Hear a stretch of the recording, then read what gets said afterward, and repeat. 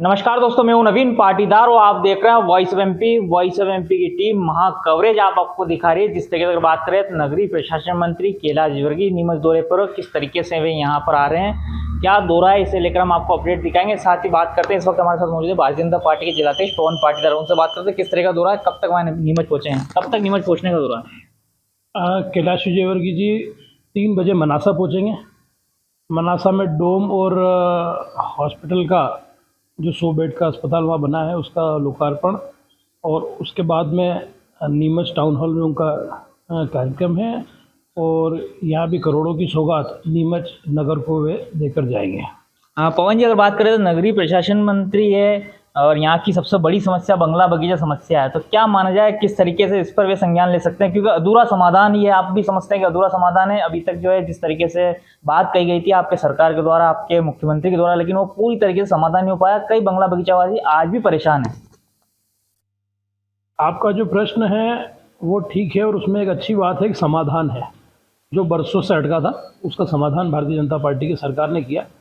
अब अधूरे समाधान की बात करें तो कुछ ऐसी चीज़ें हैं निश्चित रूप से, जिसको हम कह सकते हैं 5000 स्क्वायर फीट से ऊपर की जो प्लाट हैं, या हिब्बानामा, यादी बंटवारा, वसीहत, उसको जो रजिस्ट्री में जिन जिन दस्तावेजों को मान्य किया जाता है सामान्य रजिस्ट्रियों में, उनको मान्य किया जाना चाहिए।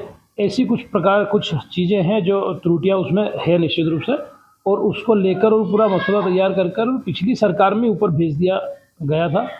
पर अब जिन भी कारणों से वो अभी तक नहीं हो पाया होगा, सरकार का भी उस पर ध्यान था, नीचे स्थानीय जनप्रतिनिधियों का भी ध्यान था, पर निश्चित रूप से भी कैलाश विजयवर्गीय जी आ रहे हैं, उनको इससे अवगत कराया जाएगा, क्योंकि ये हमारा दायित्व है, हम सरकार में है, हमारा जिम्मेदारी है, तो उनको अवगत कराएंगे। और आगामी समय में जो कुछ बातें ऐसी है जिसके कारण से जनता को परेशानी हो रही है, निवास नगरवासियों को परेशानी हो रही है, उस बची हुई जो चीज़ें हैं उसका भी सरलीकरण और उसको भी नियमों में लाकर, और इस दिशा में जो बंगला बगीचा का शेष बचा समाधान है उसको भी पूर्ण किया जाएगा।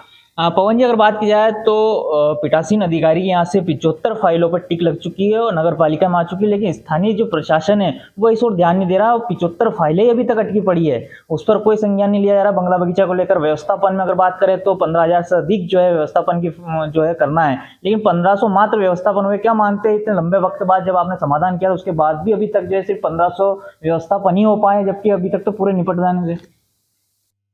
ये जानकारी जरूर मुझे पूरी नहीं है कि इतनी फाइलें पेंडिंग है, क्योंकि शासकीय बैठकों में जाने का काम हमारा नहीं पड़ता है।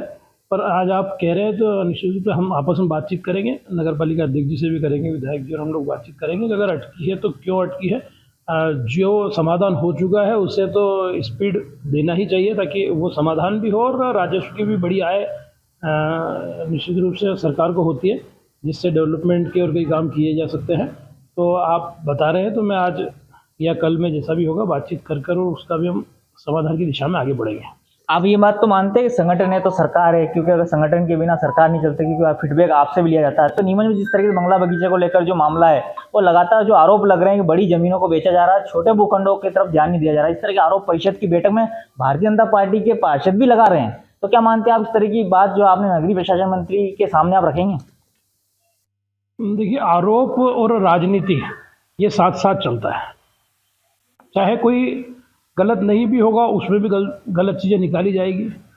कोई छोटी मोटी चीज़ होगी जो जानबूझकर नहीं की जा रही है, और अगर कोई प्रक्रिया में लोग आ जाते हैं, क्योंकि जो एक्सपर्ट लोग रहते हैं उनको प्रक्रियाएं ध्यान में रहती है कि इन ज़मीनों को लीज करवाने की क्या प्रक्रिया है, तो उन कागज़ चलाकर उस प्रक्रियाओं में आ जाते हैं। उसके पीछे ऐसा नहीं है कि कोई जो स्थानीय या उस भूमिका में जनप्रतिनिधि बैठा है उसकी कोई बड़ी भूमिका होती है।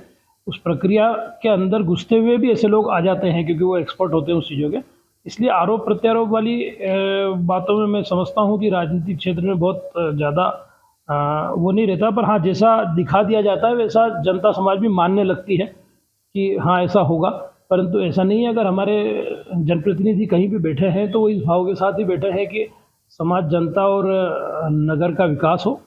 तो उसके बाद भी जो चीज़ें हैं और जो संज्ञान में आती है उस पर हम समय समय पर चर्चा करते हैं, और ऐसी कोई बात नहीं है कि कोई बड़ा ऐसा मामला हो रहा हो। वो तो जैसा दिखाने लगते हैं और जैसी चर्चाएं चलने लगती है उस दिशा में हम सोचने लगते हैं। क्या आज आप बात करेंगे बंगला बगीचा मामले को लेकर नगरीय प्रशासन मंत्री से?